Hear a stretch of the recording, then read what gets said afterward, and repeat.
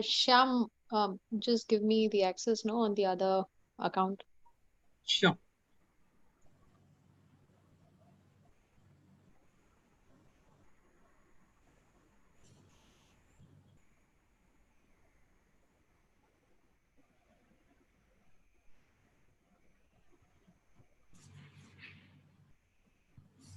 So good evening, all. A warm welcome to our today's session. We'll begin our session in a couple of minutes. Hey, hi, Parvati. Nice to see you for today's session.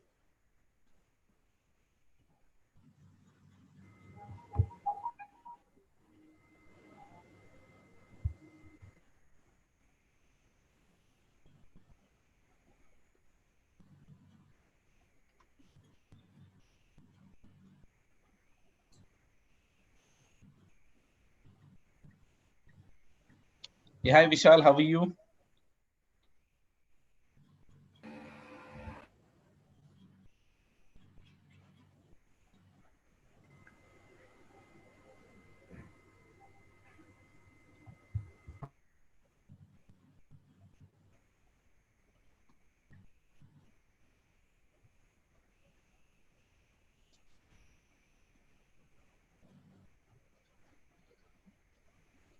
So Sakshi, I was going through that session that you had for Future Generali, where you had talked about, I believe, inviting happiness. Yes. Nicely conducted session. It was like, no, you had mentioned about how we can, individually, when we are talking about in current situation, how we can adapt, because humans definitely adapt towards every situation, correct?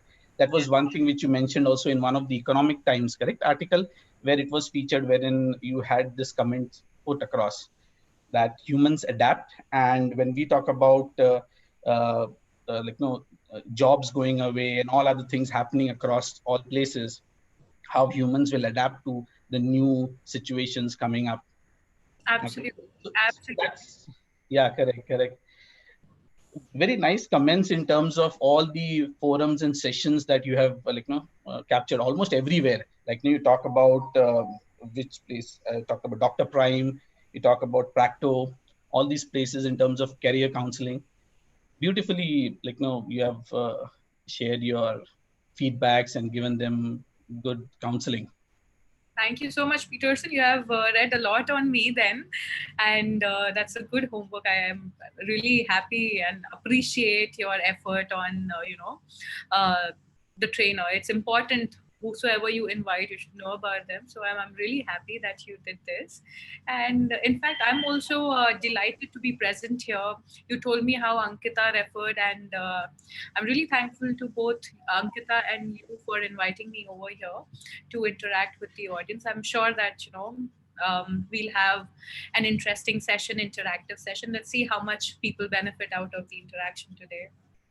Absolutely. We look forward to this session. Hi, Sakshi, Ankita here. Hey, Ankita, finally meeting. Very much here. I'm still struggling with my camera. I'll try and switch it on.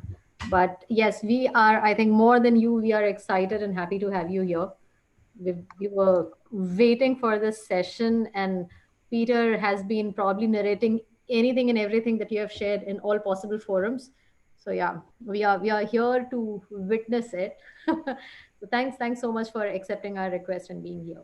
Thank you, Ankita. I'm super excited, and I feel a little nervous also because there's a lot of pressure on me because you've heard a lot, and then to perform accordingly is a you know pressure. So I hope I am able to do justice to the expectations of the audience here. Looking. We are sure it'll be good. Hi. Great. So, well, it's 3. We now begin with our today's webinar. Good afternoon, ladies and gentlemen. In order to lead a healthy, happy, emotional life, we need consistent habits and exercise that support our mental health and well-being. Your mental health influences how you think, feel, and behave in daily life. It also affects your ability to cope with stress, overcome challenges, build relationships, and recover from life's setback and hardships. Strong mental health isn't just the absence of mental health problems. Being mentally or emotionally healthy is much more than being free of depression, anxiety, or other psychological issues. All of us out here would be looking to boost our mood, handle our emotions better, or build resilience. HR Association of India welcomes you all to its wellness session on emotional fitness on the topic Building Positive Mental Health. To know more about HRAI and its events, I would request all our participants to visit the link and details posted in the chat window. I request all our participants to kindly follow the webinar guidelines mentioned in the chat window. It would be great to have all our participants' feedback. We would be running a poll at the end of our session. Request all the participants to kindly give your feedback on the session. I now take the privilege to introduce our esteemed speaker for today, Ms. Sakshi Mandyan, psychologist and happiness coach founder, Mandyan Care. Ms. Sakshi is an award-winning happiness coach, an established psychologist and speaker with Fortune 500 companies for more than 10 years now. Sakshi helps organizations with mental well-being, blueprints, and building positive workplace culture. She has been working with different sections of the society in promoting the vision of positive mental health for all through her venture Madhyan Care. She is passionate about building a happy and empathetic society. You can follow her on LinkedIn. The link for the same has been shared in the chat window. Without taking much time, I now welcome Ms. Sakshi Mandyan to take over this session. Over to you, Ms. Sakshi. Thank you, Peterson. Thank you for giving such a beautiful introduction. Like I said, that I'm really delighted to be here on this platform. I see so many participants already, and I'm super excited to start my interaction with all of you. Before I speak on mental health, there's one thing that I want to say, and that is the success of today's webinar depends upon how much you participate, how much you ask about your questions and your queries.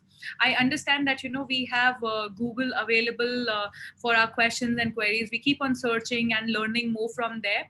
But today, while I'm sitting here as a psychologist, make the most out of this time and ask as many questions as you have. Let's make the session more interactive instead of just running PPT slides, which may become monotonous for both of you and me. Simultaneously, I see you do not have your camera switched on.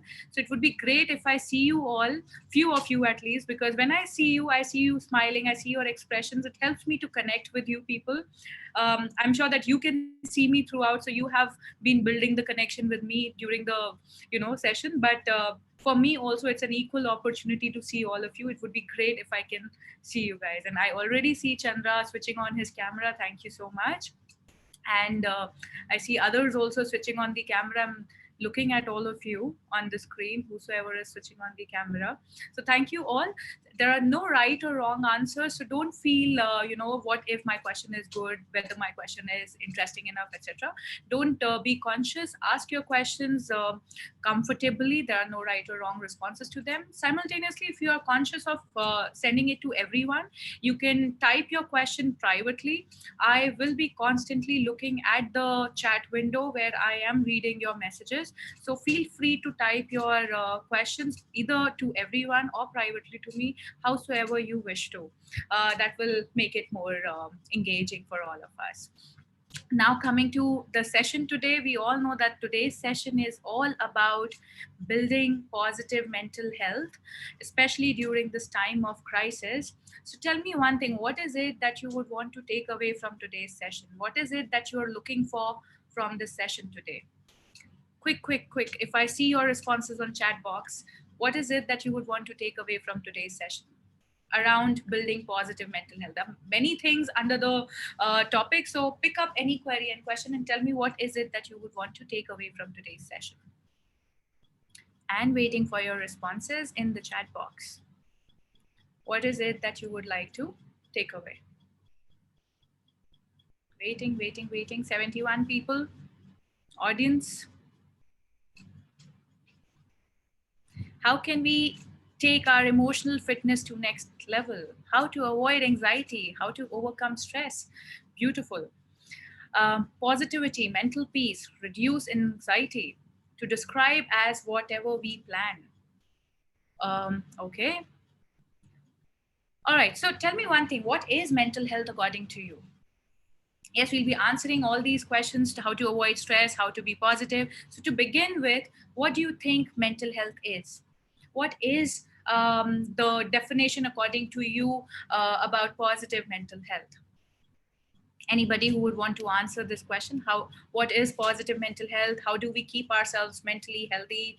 How do you define whether you have a good mental health or not so good mental health? How would you define it? Okay, I see. How to keep calm under hyper situations. We'll be talking about it. Mental health is when we have a balanced approach to any situation. Vaniti says by staying positive, happy, uh, not coming of the negative thoughts coming again and again. Okay, staying happy, to be in the moment, avoiding positive negative thoughts. Beautiful. Yes, these are part of building positive mental health. Yes, but if I have to tell you, like, four important pillars of mental health, what is it that will keep you happy? If I have to keep it in a concise way, then these are the four pillars of mental well-being which you see here. This is the bucket of self, you as an individual, and the four important pillars, which would be your physical well-being, your emotional well-being, your social well-being, and last but not the least, your financial well-being. Yes, financial well-being is equally important to your mental health. So those of the people who say that money doesn't matter, it does matter, and it actually makes or breaks your mental health. It does impact your mental well-being. So these are the four important elements that will keep your mental health consistent and stable. So someone who had written to be able to approach the situations in a balanced way. So these are the four categories in which you approach the situations in a balanced way. Absolutely, responding to the situations positively. And it's regarding good, positive, balanced approach away from negativity. Very good, Parvati. I see all of you writing such beautiful answers. Kulvinder, Chetan, Sham, awesome responses, Tushar. So these are the four important pillars. Now, when we talk about mental health, see, when the time is good, when things are going well for us, all of these can be taken in any order. So you can either focus on your financial well-being, you can focus on your social well-being, etc. However, when the times are difficult, when the times are challenging, when the times are uncertain, what out of these four should you first focus upon? What should be the first element on which you should be more consistent? During the uncertain times, which one out of the four would you more focus upon? What do you think? Type one out of the four that you think is the most important one during the uncertain times. I'll make you write and I'll make you work a lot. You will not get just direct answers from me. Beautiful. And the first one to answer was heal. Very good, heal. That's a beautiful answer. Emotional well-being. Yes. So emotional well-being is the first and the most important aspect that you work upon while you are going through crisis. And those of you who have written physical well-being, that's also absolutely correct, but that would be on number two. So what happens is during uncertain times, the first thing that happens to us is in our mind, right? We start seeing things and we start thinking, and it impacts our emotional well-being. And when our emotional well-being is impacted, it impacts our physical well-being, out of which we start avoiding people, and of course our financial well-being also gets impacted. So during difficult times, you have a very important factor to be concerned about, which is your emotional health. So what you are thinking, what you're doing in your mind, how you're talking to yourself, how you're perceiving people around you, all of those things would constitute your emotional well-being. If we focus upon this, it will take care of the rest of the parts in the difficult times, and which is what has happened. If you see the pandemic, when it started, you see a lot of us got anxious. It disturbed us emotionally because nobody expected to sit at home and not go out, not socialize. Nobody expected to go through this volatile economy that we are experiencing right now, and the health is a major concern, especially with the old family members that are there. So it all impacted us adversely. And the important part about mental health is that while you're working on these four important parameters, it impacts your well-being in three important ways. You would see that, the three common barriers that would come to your positive mental well-being would be stress, anxiety, and depression. They come very frequently when we are getting impacted by uncertainties and difficult times. So how do we get rid of them? What do we do? Any idea what these three important barriers are? Do you know what is stress, what is anxiety, what is depression? Do you know the difference between the three, or would you think, or would you use them interchangeably with each other? Anybody who can tell me? Quick, quick, quick. I would be waiting to hear from you. What is the difference between stress, anxiety, depression, if there is a difference, or you think that they all are same? Waiting to hear from you, and I'm sure that there'll be a lot of answers to it. You can give it a try. Yes, they are set of negative emotions. Okay, well tried, well tried. Others, what do you think are what's the definition of stress, anxiety, depression? What is the difference between the three? Anxiety is more related to emotions. Okay, stress is the outcome of anxiety and depression. Okay, stress is external strain. All right, physical response to a stimuli. And Vinti has given a dictionary bookish definition. Very good. Anxiety is inward. Okay, stress is of a particular activity, anxiety is internal mindset. All right. And what exactly happens? Do you know the signs and symptoms of stress and anxiety and depression? Any idea? I'm just understanding what you think about these three important terms, because we use them so interchangeably these days. Whenever we have bad times, we say, oh, I'm depressed. We go through some loss, oh, I'm really stressed. I am anxious. We use these words so frequently. Depression is a state of mind. Depression is loss of hope. Loss of hope is a bang on answer. Anxiety is future based, and depression is more on the current state of mind. Well tried, Pradeep. Self belief. Okay. What about self belief? You've just written one word. Describe it more so that I know what you're talking about in self belief. Okay. So if you see here, I have kept a very interesting, trap here. A man inside a trap, which talks about stress, depression, and anxiety. And if you see, in a very simple terminology, if we see, stress is more related to our present times, anxiety is more related to our future. More we think about future, more we think about uncertainties in our life, more we experience anxiety. More we have past baggages which make us feel helpless and create hopelessness about future, would create depression in us. And whatever in the current moment are the challenges where we have limited resources to cope up with the situation, would be stress. So this is the major trap that we usually get into during uncertain times. We struggle between stress, depression, and anxiety. Cardinal difference between the three would be, like I said, anxiety happens in the future. More you think about future and your future looks uncertain and you're not sure about the things, when you can't control things, you experience anxiety. So what if statements, what if I lose my job, what if my health gets impacted by COVID times, what if my family gets impacted? So what if statements would usually categorize anxiety for you. Similarly, depression, the key symptoms in depression would be you feeling helpless and hopeless. So when you think that no one can help me, I cannot come out of this situation, there's no way that I can deal with it, that would be depression. And while you have a deadline to fulfill, while you have a project to deliver today and you're unable to complete it in time, the current time, in the present moment, you will start experiencing stress due to lack of resources. So this is a trap of anxiety, depression, and stress that you would see. They all are different, but yes, they do create one another at times, depending upon the symptoms and intensity, duration of the situation. Any question, any doubt here, guys? Anything that you would particularly want to ask me around these three? Because these are very important for you to understand. Once you understand, you will be able to sail through problems really well. Questions around this? Do you know the signs and symptoms? If not, you should know that whenever stress happens or anxiety happens or depression happens, there are four important responses that you would see: somatic, cognitive, emotional, and behavioral. So somatic means body. So the it all starts in your mind. anything related to mental health all starts in your mind, but it is more manifested in your body. So somatic is bodily symptoms, cognitive is mental symptoms, emotional is your feeling related symptoms, and behavioral is your action related symptoms. So what you would see would be that cognitively you would see a lot of concentration related issues, your mind going blank, you will start procrastinating, you would see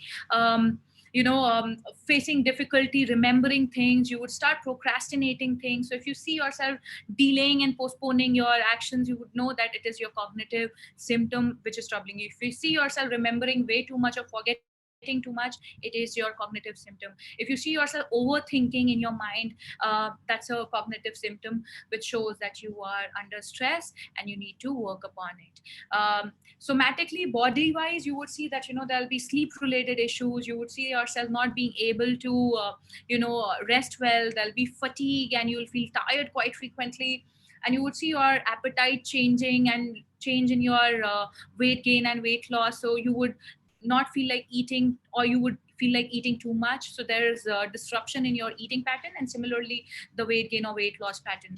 Other than that, you would see a lot of aches and pains in your body, and you would see palpitation and pain and butterfly in the stomach. All of those are the symptoms of bodily symptoms of stress. Other than that, you would see emotionally losing interest in the pleasurable activities that you used to enjoy earlier. You would see emotional instability, you would see yourself getting crying bouts, feeling low about it, not wanting to talk to people, isolating yourself. All of those are the symptoms that you would see in your emotions. And lastly, behavior wise, you would see yourself um, avoiding things and running away from things. That's a funny part about stress, anxiety and depression. Whatever creates problem in you, you try to run away from it, you escape that situation, and you want to avoid it. And more you avoid it, more you elevate your stress, anxiety and depression. So if you really want to deal with the situations, if you want to get rid of stress, anxiety, depression, the first thing that you do is you face the triggers that you have, so that you work upon them and come out of it. Other than that, you would see yourself having low motivation. So if you see yourself in low motivation, you know that there is something which is troubling you internally in your mind, and you need to work upon it. Also, whenever you're disturbed, whenever you're in bad times, you would see increase in caffeine, alcohol intake. So you may take more cups of tea, coffee, you may end up taking more cigarettes, and you might smoke a lot, or you might drink a lot. All of those are the behavioral symptoms of stress that you would see. Now, not all of these symptoms are present in one person, but you will see that there'll be 5 to 10 symptoms that you would have in you, maybe 4 symptoms in you, and accordingly you work upon these symptoms and talk to an expert whenever you experience these.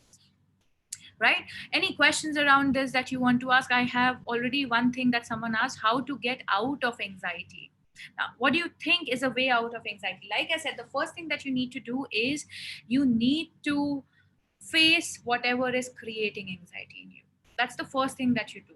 For example, if work is creating anxiety in you, you need to sit with your work and work upon it. The moment you finish your work, anxiety will reduce.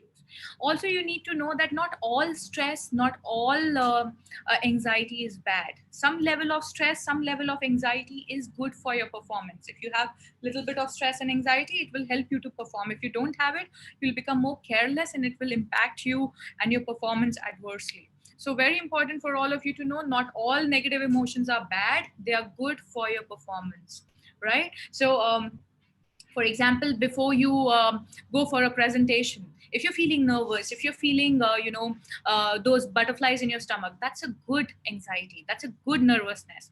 Why? Because it will help you to be more cautious, and it will help you to perform better.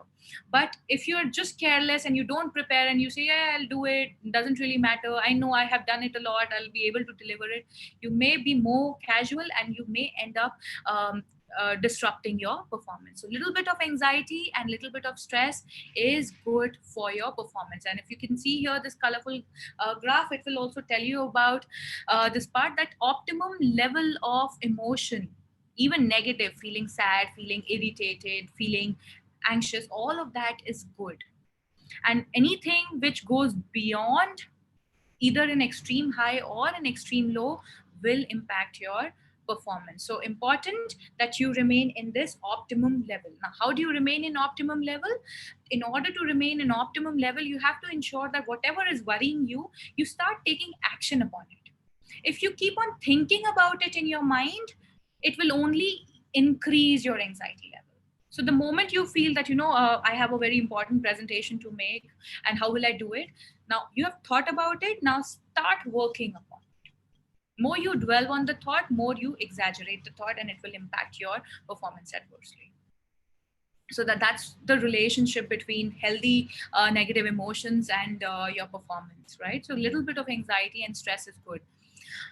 uh, Absolutely, Omkar. To avoid anxiety, do morning workout and feel positivity. Yes, working out is a very good way of getting rid of any mental health issue. The reason being, while you are working out, you are releasing a very important hormone, which is called happy hormone, endorphins. You release, and that helps you to remain happy. So, for you to know that if you want to be happy consistently, if you want to have consistent happiness and motivation, then you need to work out on everyday basis. Now working out is not just to lose weight, it is for you to release those happy hormones. Even the medicines, the medicines that we take for depression and anxiety, they have these serotonin and dopamine as chemicals, which will help you to uplift yourself and be happy. So 20 minutes of workout is good enough for your mental well-being. Yeah, for losing weight, you will have to work it out with your physical instructor. He'll help you with your diet and your exercises. But for mental well-being, 20 to 30 minutes of workout is good enough. And that can be in form of dance, it can be in form of jumping the stairs up and down, it can be in form of a walk, it can be in terms of skipping. You can do any of these for 30 minutes, 20 to 30 minutes. It will be good for you to remain consistent emotionally throughout the day. Absolutely. Tushar is asking how to not let other people's word affect your peace of mind.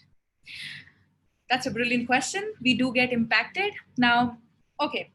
See, one thing that you need to understand is that whenever someone will say something, whether good or bad, you will have a reaction to it. It can be a positive reaction or it can be a negative reaction. Now, how you respond to it depends upon the story that you're framing in your mind. So if someone says something negative, we frame a very negative story in our mind, which elevates our emotion, which heightens our emotion, and we start getting impacted by it. So if you really don't want to get impacted by someone's words, stop taking them so literally and creating story in your head. A simple example would be, he said that you didn't do this task well, you should have put more effort into it. Now I start thinking in my mind, did he mean that I'm not good enough? How can he talk like this? Why didn't he appreciate whatever good I did? So I'm creating story in my head, right? And more I create story, more I impact my mental peace. A simple way would be, he has given me a feedback, let me see whether it is appropriate for me or not.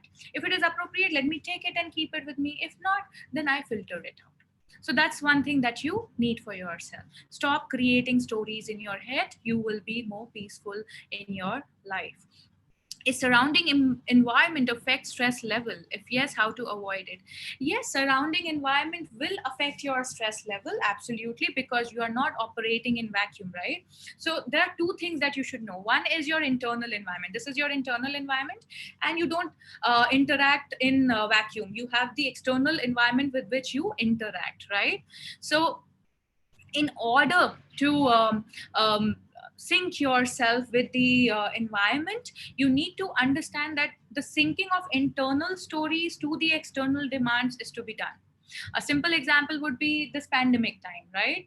Now, the COVID time is there, and it demands us to stay home, remain safe, and take preventive measures. If at all we go out, we have to use our mask, we have to use sanitizers, we have to maintain social distancing. That is the external demand, which is creating stress for us, right? Now, in order to deal with it, I have to internally sync myself. I have to tell myself that, okay, where is my sanitizer? Let me carry it. Where is my mask? I should carry 3 extra masks with me. What if the one mask, tears down? I will have another one. So I'm creating my internal environment with in sync with the external environment. And when I do that, it will create optimum amount of stress. Whereas if I resist the environmental demand and I say, no, no, there's no COVID time, I am not going to use mask, I am unable to, feel comfortable with the mask, I won't use sanitizer, then I'm resisting the environmental demand, and it will only impact me adversely. So an emotionally intelligent person is one who knows his internal thought process. Simultaneously, he adapts to the external world's demands as well. Right? It's just like how when you go to office, you have your formal wear. You don't go in shorts, right? You will wear your trousers, your shirt, your blazer. And when you go to your to meet your friends, you will again dress up in a casual way. So you adapt to the environmental demand. So that's what you do in order to deal with the external stress level. Simultaneously, if you really want to deal with the stress, you need to work upon your resources. Build up your resources, the internal resources. The internal resources is nothing but your personality traits, your your ability to cope up with different environmental changes. So you need to uplift them, you need to grow them. So that's what you do in order to deal with the stress levels outside. Sometimes I do what if to plan my risk. Am I all right doing it? Yes, to plan your risk is absolutely good. See, those of the people who say that think positive. Think positive is a healthy thing, but simultaneously, if you don't prepare for the worst, you will be overwhelmed with the difficult times. You will not be able to adapt that easily. So it's very important for you to plan the worst times also ahead, not just financially but emotionally as well, physically as well. So for example, for physical well-being, we take mediclaims, right? We are just ensuring that if something bad happens, not that I want something bad to happen to me, but if something happens, I have security, right? Similarly, I don't want to lose my job, but if something bad happens to me financially, I should have some reservoir, right? Same goes with your emotions as well. Plan it out. It's very important. You should know that if difficult time comes, how will I respond to it? If my marriage breaks, uh, people will ask me questions. How will I respond to them? If I, fail in a particular career, people will ask me, how will I face the world? What will I say? How will I talk? Please plan it in your head.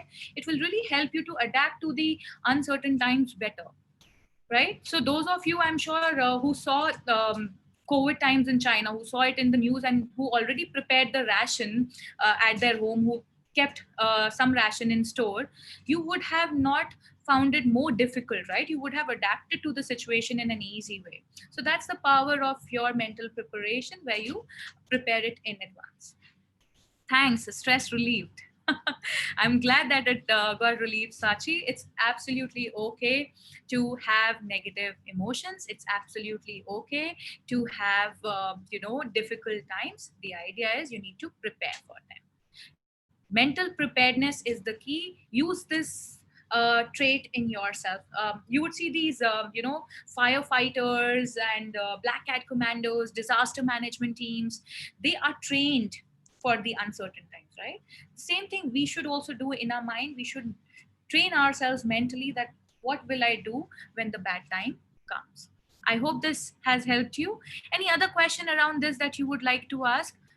Please do ask, because I would love to answer your questions instead of just going through the PPT and giving you, slide information more than this. And in fact, I think there were a lot of questions, Peterson. So would you be able to help me with the questions so that I can answer their queries?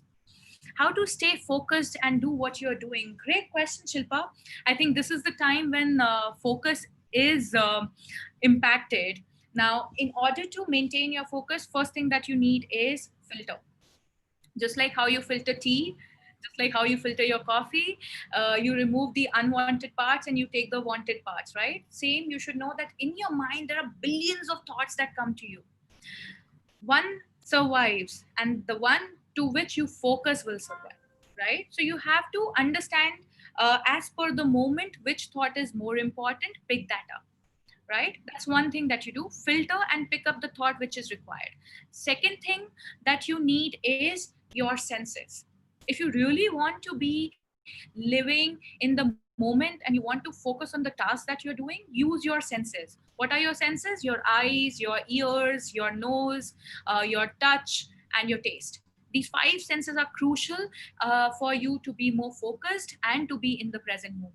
So a simple example would be why you use your phones, right? When we use our phones, our three senses are involved. So our ears are involved while we are looking at social media and listening to the audios. Our eyes are involved, and our touch, because we're touching the phone all the time. So you would see that your concentration is really high on phone. Why? Because three senses are involved. Similarly, when you watch TV, your concentration is really high because your senses are engaged. So all that you need is engage your senses while you are doing anything. So if you're sitting in a webinar, ensure that your ears are here, you're listening to whatever is being spoken. Keep your eyes on the details here of the slide, of the hand movement and the gestures. Wherever you're sitting, ensure you feel the texture of your sofa, couch, table, chair, whatever is there around you. Ensure that you're able to touch and feel them, and create your attention around it. So this is what you use for creating your focus. Two things: one, filter, and second, use your senses. I hope this helps you, Shilpa. The other question is, taking example of current pandemic, despite taking all the precautions as you mentioned, still the fear or anxiety keeps creeping in with minor symptoms that had something gone wrong, and if anything is going to happen, that creates more stress and remains for some hours or days. Absolutely. Now, see, this anxiety is prevalent not just in you, but all of us. We all are in the same boat, we all are sailing in the same situation, right? So you should know that there are some emotions which will remain in the crisis time, because those are the emotions of the crisis.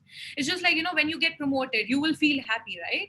You will feel happy for a few hours, you will remain happy for a few days, and you will remain happy for a few months also, depending upon the desires that you have and depending upon the intensity of the promotion that you have received. Same goes with bad time. If the bad time is global and everybody is going through it, so everybody will experience that fear and anxiety. It will come in with minor symptoms, absolutely. The idea is you have to validate it. What do I mean by validate it? It means that you have to tell yourself that it's okay to have this emotion right now, because there is crisis outside. I can't feel happy about this crisis, right? I'll be concerned about my well-being and my family's well-being. So for you, in order to sail through this time, I would say validate this emotion in your mind. Tell yourself that it is okay to sail through this emotion. Give yourself compassion. What role does affirmation play to get started for the day? Oh, it plays vital role, Aman. Affirmations are very important for your positive thinking, for your smile, for your energy, for your enthusiasm, right? So if you want to be enthusiastic throughout the day, affirmation plays a vital role. So example, when you open your eyes, the first thought that comes to your mind can actually make you or break you. So if I open my eyes and I say, oh my god, another day at work from home, and oh my god, I'll still have to go and look at the screen. The moment I say that, the first thing in my mind, I will feel drained automatically. But the moment I open my eyes and I say that, oh, what a beautiful day, I'll do something interesting today. Just a simple line. I didn't say anything in, particular, but I said, what a beautiful day, I'll do something interesting. Now I'll start looking forward to the day to do something interesting. So that's the power of affirmation.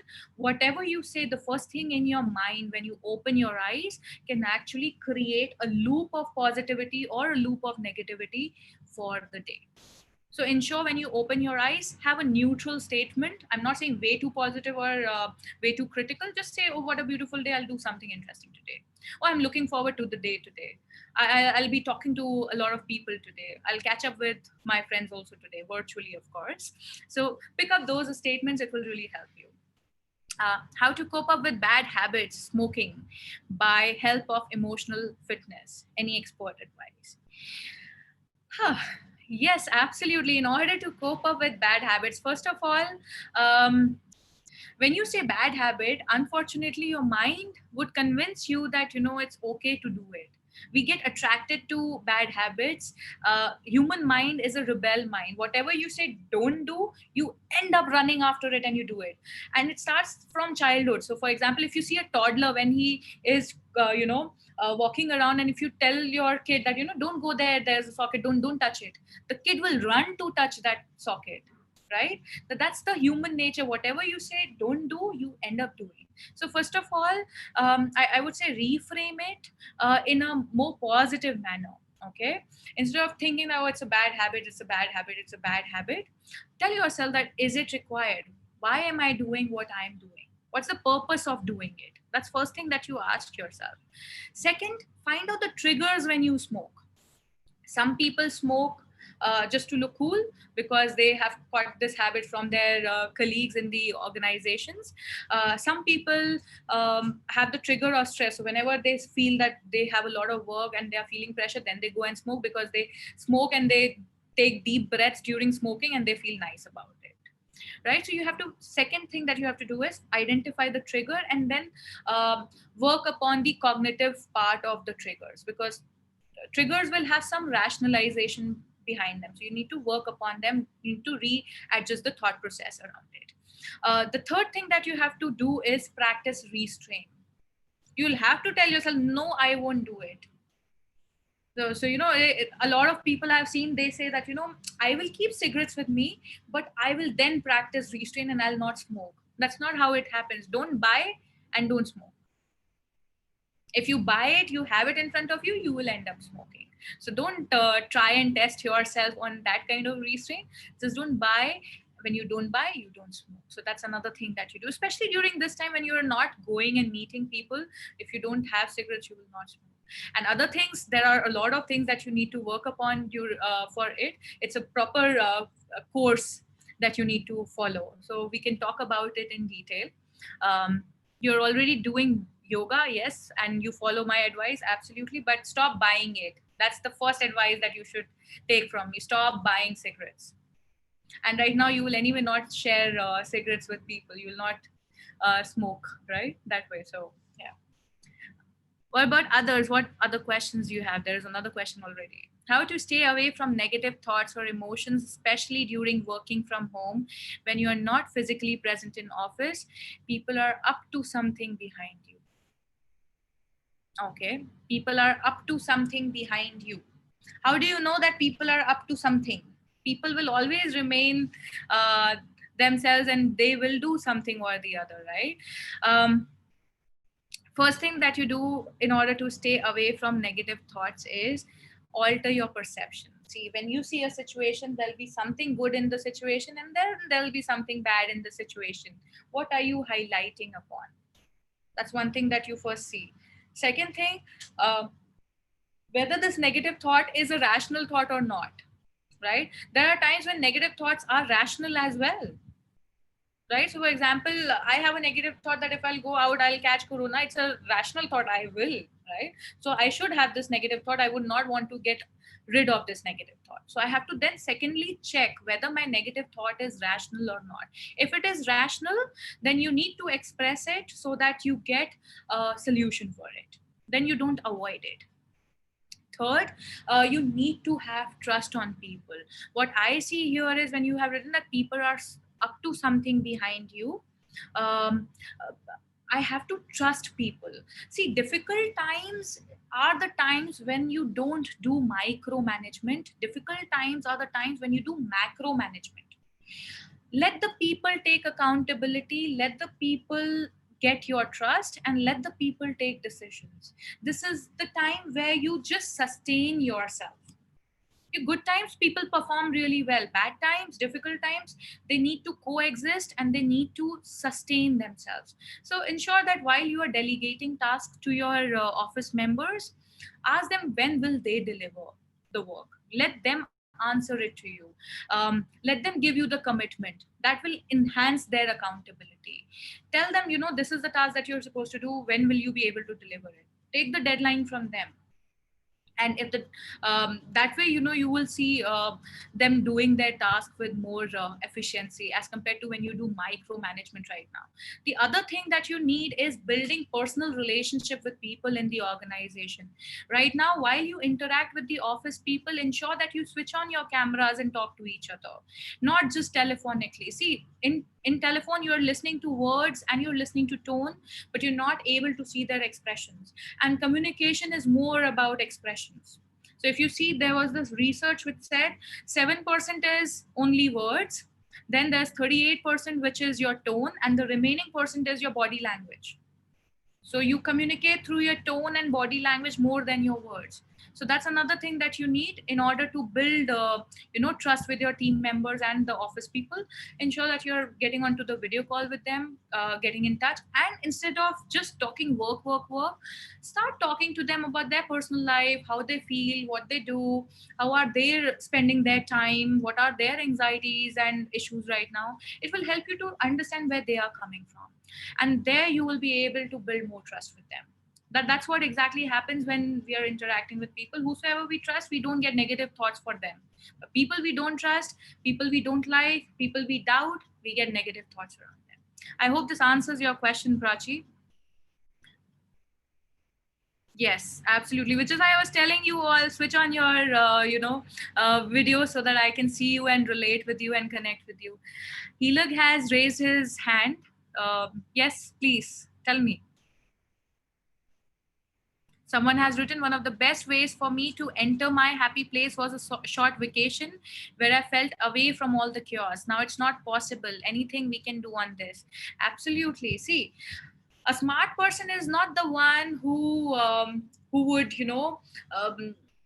crib about the things which are not possible right now. A smart person is one who would make the most of the current resources he or she has. So use your emotional intelligence. Yes, short vacation is not possible right now, either for you or for me. I'm also a person who loves to go out, but I haven't gone out and I haven't taken a vacation.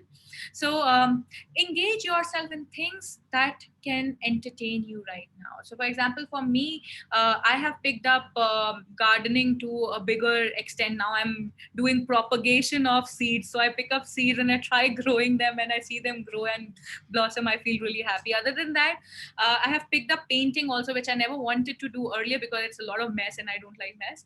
But I have started picking up on painting. I put on YouTube videos and I do paintings.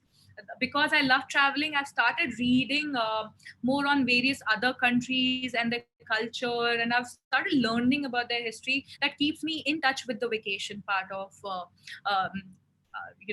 my liking and my hobby. And then I'm also planning, so I'm creating a bucket list by reading and working upon them. Earlier, I didn't plan that much. I would just pick up a destination and I would go. But now, since I have time and I can't go traveling, I would see, research, and create a bucket list. So do that, and it will help you to keep yourself in touch with the short vacations that you want. Read about it, watch it on Discovery. You have channels, geographic channels and Discovery channels. Watch vacations there. That's what you can do. So use your creativity. See, if you focus on what you don't have right now, you will end up feeling frustrated. Absolutely.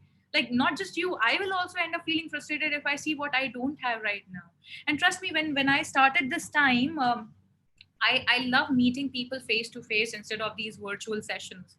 I never did virtual sessions initially, but COVID time taught me how to be on Instagram, how to be on video calls, how to have webinars. I also learned it during this time itself. Right? So you need to make the most out of the time available. If you cry, you will end up feeling frustrated and it will shake your stability. So that's what you need to put in your mind, your language. How to keep mind in peaceful stage while working from home and to be more productive. Because sometimes you're just thinking that tomorrow I'll do this and that, but then when it actually comes, there's nothing implemented. You know why nothing is implemented? I'll tell you why. Let me give you a simple trick to it. Because we plan a general thing. Tomorrow I will work out. Tomorrow I will complete this project. Tomorrow I will reply to all the emails. Now I have created a generic schedule for myself. Have I actually put the measurable task there or not? So for example, when I say I'll work out, Am I saying I will do 50 lunges or 40 squats or I'll do planks? What will I do? So you have to put measurable, achievable task in your calendar. When you do that, then you're able to implement. Otherwise, you'll just think that I'll work out, and then when it comes to working out, you start thinking, then what should I do? What workout will I do now? And then you'll think, Acha, I'll do this, and then you'll be, no, this one is difficult, let me do this. And you start spending time on measuring it, and the time goes away, and then you're like, okay, fine, I have to now deliver on this report, let me work on it. So that's how you are unable to be more productive, because we don't specify.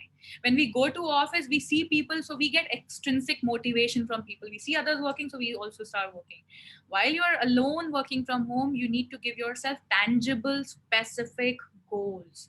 So write them down before you sleep in the night. Morning, you will see yourself charged up doing things, not just for professional life, but put your tangible task for personal life also. Like, what will you wear in the morning? What will you eat throughout the day? It should be planned before sleeping in the night. You will have less of overthinking in your mind. So that's what you do. Good, Tushar. Tushar is doing gardening. Thank you, Vanita. I'm happy to get this compliment. Love my exuberance. You're intrigued to know the secret behind it. The secret is that my senses are all with you people. Whatever I do, I ensure my senses are in that moment. So because of you, there is this exuberance. So that's the secret. Use your senses and you will see yourself also being energetic. The other thing that you need to tell yourself in your mind is that I am happy with whatever I get.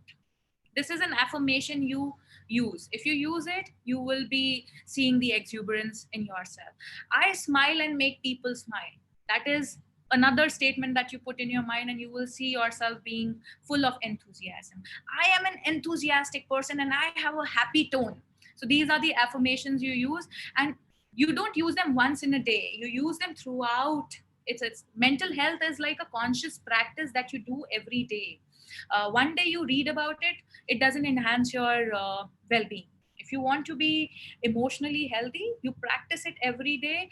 You wear it just like your clothes. Like every day you consciously wear your clothes, same way you consciously put your effort into your mental well-being as well. Positive side of current situation is that families are getting more time to be together, which otherwise was a complaint anyway. Yeah, absolutely. Some families are so happy seeing you all the time, and then some families are disturbed seeing you all the time. So yeah, but both of the things are there, jokes apart. My family keeps on seeing me on laptop, talking to laptop all the time, and they're like, come on, relax, stop talking, you talk so much. So yeah, both of these things are there, which is a good thing. Is it really needed to have a bucket list? I never had a specific list which I would like to do over my whole life, frankly, and never had long term plans. It's absolutely good, Sinduri. I never had it too. I was just telling you that because right now I can't travel, so I'm creating a list. Otherwise, I don't have a list. It's just to engage myself. I don't even know whether I'll use it or not. Because when you plan so much, life will throw something at you and then you will flow with that situation, right? So it's absolutely okay. Don't panic if you don't have a bucket list. I never had one. Playing together some indoor games like carom is good time. Yes, absolutely, it is good. Use carom, use chess, use scrabbles, use ludo. Play, make the most out of it. It will really make you happy. Engage yourself. And see, so many people are helping you, Tushar. They're giving you ideas on how to engage yourself right now. Setting goals only works when it is quantified. Absolutely, Aman. I feel one more thing that we should keep in mind is the words we use while we speak. I feel it plays a major role in our life that shapes up. Absolutely. So I'll give you a very interesting research here. Pradeep is saying that words are important. Yes, your language makes you or breaks you. There's this Japanese scientist who did research on the power of words and its impact on our body. So have you seen this physics experiment? Have you done this in childhood when if you put a speaker with the music on and if you pour water on top of the speaker, or if you keep a bottle on top of the speaker, it starts shaking and moving? Yes, running speaker music happening. Why does it shake? Why does the water dance? What happens? Do you have any idea why does the water dance on the running speaker? Vibration. Yes, absolutely. Because sound carries energy, right? Now, the same experiment this Japanese scientist extended onto our body. Absolutely, Tushar, Masaru Emoto, absolutely. So what happened was, he said that human body is made up of water, right? 60 to 70% water. And the way we communicate is sound, right? So sound carries energy and impacts the waves inside us. The water takes any form of shape, right? So that's what he did. So whatever words we use, it creates vibration inside our body and it impacts our body, which is why when you fight with someone, you are trembling inside. When you say negative things or abuse someone, you also get shaken inside. So before it reaches someone else, it reaches you. So ensure that the words that you use are healthy. I'm not saying make it more positive. No, that's not what I would say, because more positivity can also make you unrealistic. It can create optimism bias in you. So all that you have to do is don't be either negative or positive. Try to be neutral. A neutral person is more emotionally stable. A person who doesn't have opinion and judgment on everything. Stop being judgmental of everything. Analyzing it for yourself is healthy, but judging others around you and being judgmental of it can create a lot of positive or negative extreme reactions. So start being neutral. Create less stories in your mind around people and around environment, and you would see yourself being more emotionally stable. Brilliant.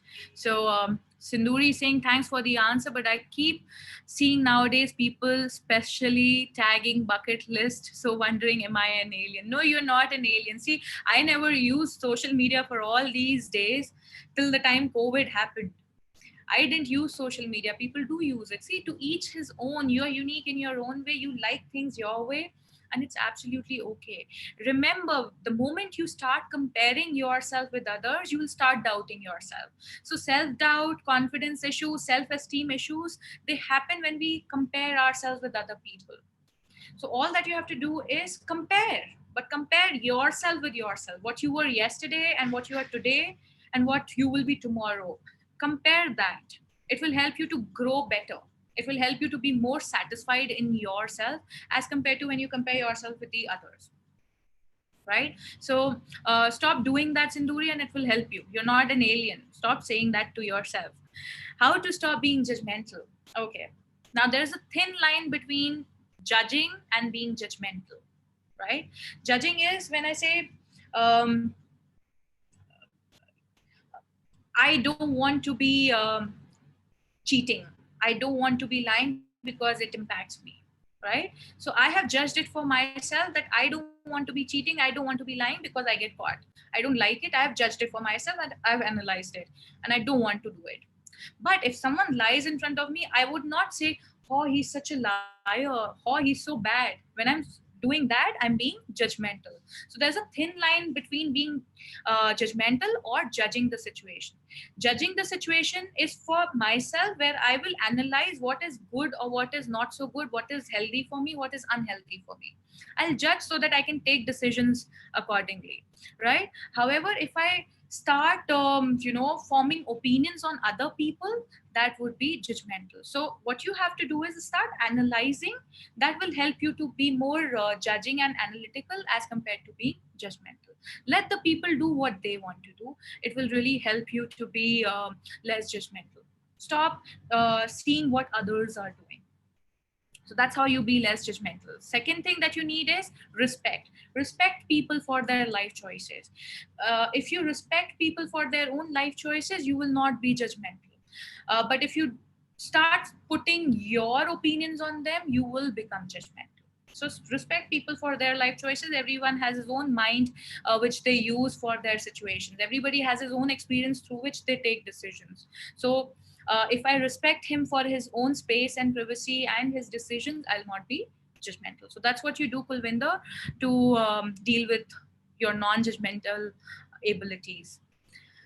This is based on the law of attraction. Meditation is another habit which would help a lot. The biggest benefit is it does is remove the impression which are created in our mind soul. Vipassana is good if we can be silent all by ourselves.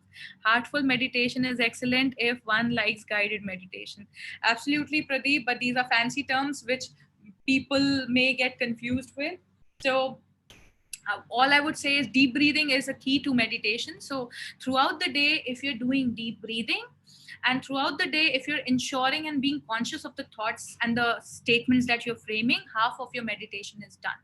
You'll not have to sit in a particular way if you are conscious of your breathing and if you're conscious of what statements you are putting in your mind. So these would anyway contribute to your meditation. I think I've spoken a lot and we are almost done with our timing also. Anything else, guys, that you want? We have 2 more minutes. And at the same time, I think, Peter, we can give them the feedback form also so that they're able to, Yes, yes. right? Sure, Sachi. 3 minutes. So we can run the poll and would request all the participants to kindly give your feedback out here. Thank you, Anita. Thank you so much. I'm happy to hear the feedback from you. See, it's very important to listen from all of you. When I listen from you people, it helps me to know whether you were benefited or not. So I'm glad that you people are liking the session. I have seen so many PPTs and slides, so I wanted to interact with you people more than showing you the slides. So thank you, Tushar. I'm happy. Thank you. What's your name? I can't see your name. I would like to express that this was one of the best webinars I've attended. Thank you so much. Tell me your name so that I can thank you with your name. Thank you, Shilpa. Thank you, Divya. I'm happy that you benefited. Thank you, Sinduri, Khushbu, Vasant. Thank you, Vasant. Lovely feedback. You want to unmute, get unmuted? Okay. Dr. Nandan wants to be unmuted. He wants to ask something.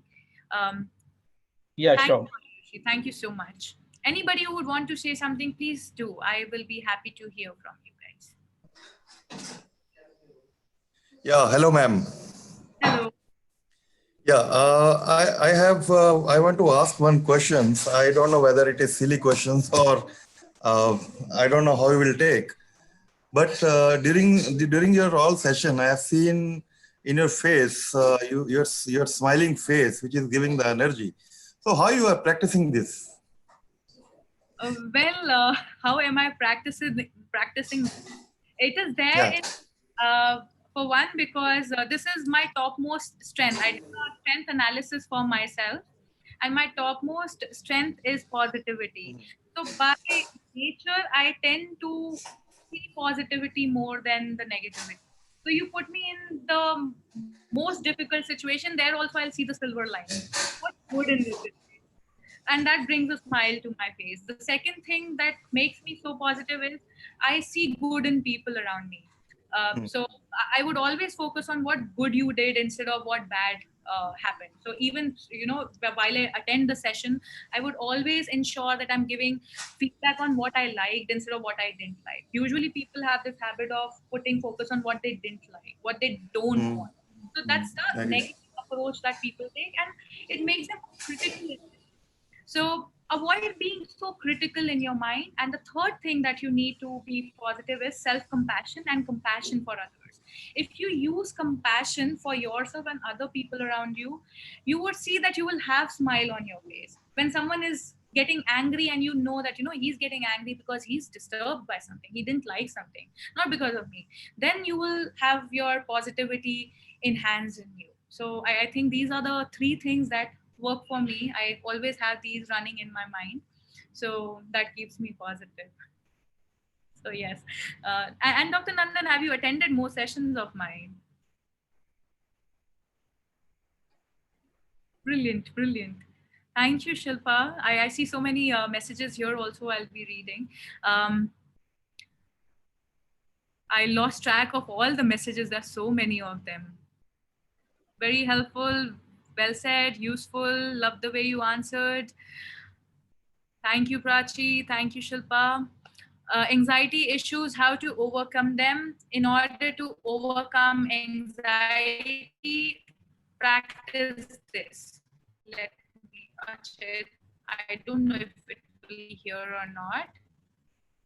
No, it's not here. But if you want to practice, take a deep breath. do deep breathing, because when you do deep breathing, it will help you to switch your emotions intensity. Second thing that you do in order to deal with it is ask yourself what bothered you right now. What is it that created anxiety in me? Find that out. Then go on to the third part and ask yourself, what can you change about it? Can I so for example, if you were watching news and that bothered you, right? So news bothered me and created anxiety in me. So can I change the news? No, I can't. Can I change the channel? Yes, I can I switch off the TV? Yes, I can. So I changed, I switched off the TV. So that's what I did. That was the third step. Fourth step, I will go and do something that will help me to release that anxiety. So maybe, I'll take a walk and look around, or I will engage myself with my family members, or I would start watching some happy videos, or I would start organizing and decluttering my environment, or I'll start cooking something, or I'll start working or reading something. So that will help me to divert my attention. So that would be the last part, where you divert your attention and put yourself into some activity. Remember, whenever you are anxious, don't sit idle, do something that will help you to change your mind, and you will have new thoughts, and it will reduce your anxiety. You will not even feel bad then. So that's what you do. Identify what triggered you, change it, and then engage yourself in a new activity. So create a list of activities that you can do during the anxious time. Walk really helps. Walking around and looking around really helps. You can use it. You won't need anything else.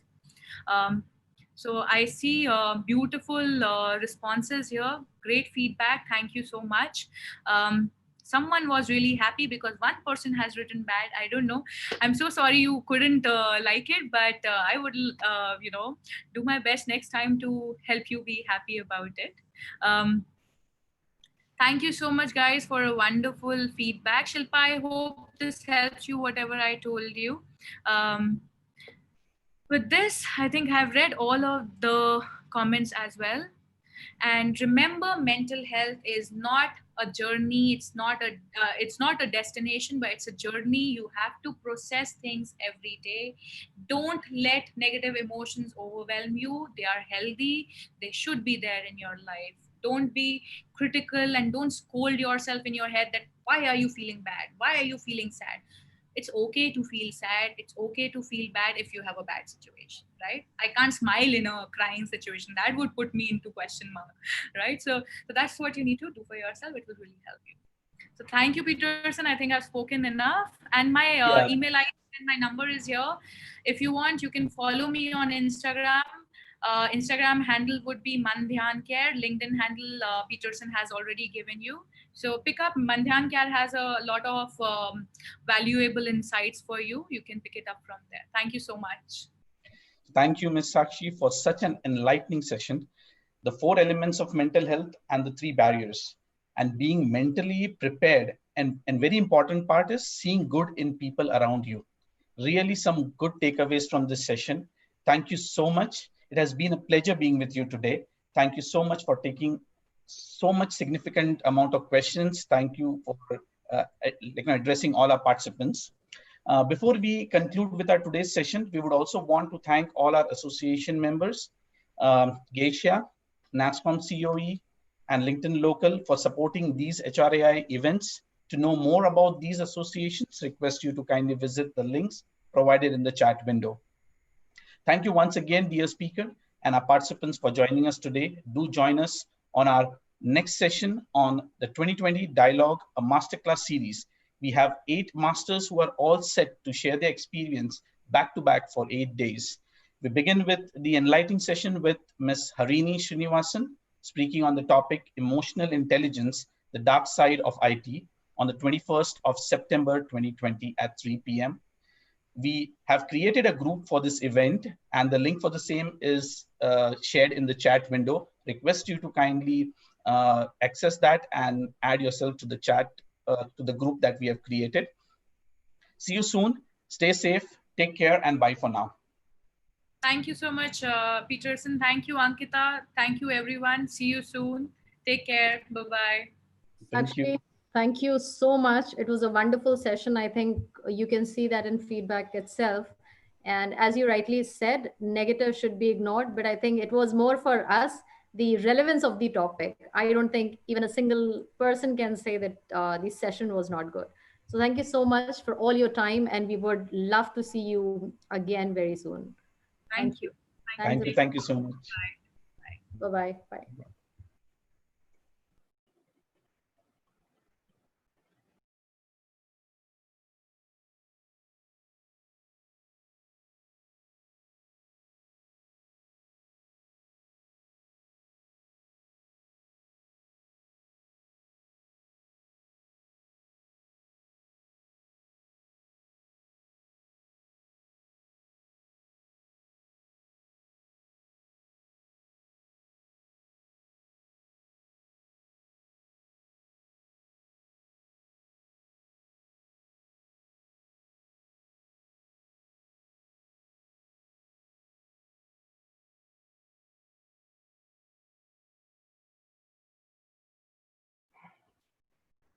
Thank you, dear participants. We may now conclude with the webinar.